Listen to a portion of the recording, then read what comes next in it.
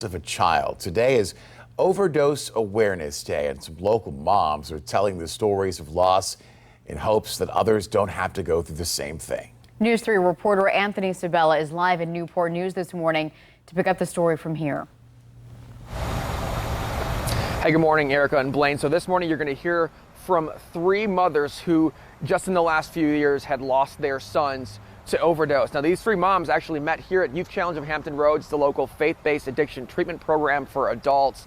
But what's interesting is none of their children actually attended treatment here at Youth Challenge. They just met afterwards in support of this program, although all of their kids did have the opportunity. Now, the first mom you're going to hear from, her name is Tammy O'Brien. 3.5 years ago, she lost her son, James O'Brien of Suffolk, to overdose. He was just 27 years old.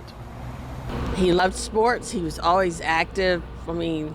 2 years old, 3 years old, he'd ride his tricycle, bicycle as my husband was walking or running. Because we were a military family, he would play football at all the places that we went. When we moved from Ingleside, Texas to Washington State, just started seeing changes in school behaviors. He'd disappear. He was doing marijuana, but I didn't even find that out till he was 14, 15 years old. His first child he had at 20. He ended up having 5 girls. As he got older, started seeing more and more drugs. He could be nice, but once he started getting into the drugs, the heroin, it was kind of scary at times. Once I did find out, we did the outpatient counseling, rehab, where he would go in every single day by 5:30. He was working. There was occasions he had to be out of town. He missed 3 times and then he was out. February 24th, 2017. My husband and I are going down for a little break to Georgia, but we crossed the South Carolina border and it's getting dark and we get this frantic call on the car phone.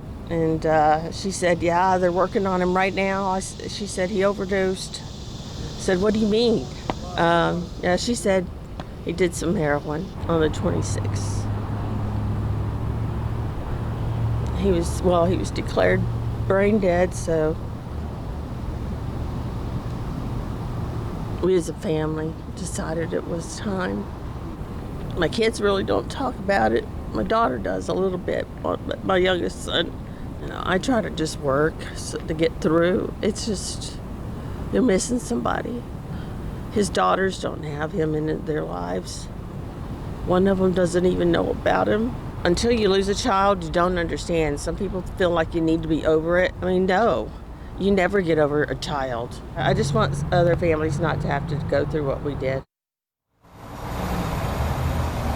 And so now she is working to try to advocate and make sure that other families don't have to go through what she did, that, she is putting the word out about overdose and letting people know there is help after recovery. So that story of James O'Brien, very, very sad. Now, coming up a little bit later here on News 3, we're going to talk to another mother who recently lost a son to overdose. In fact, he died not even a year ago, and she's talking to us this morning. We'll have that for you a little bit later here on News 3.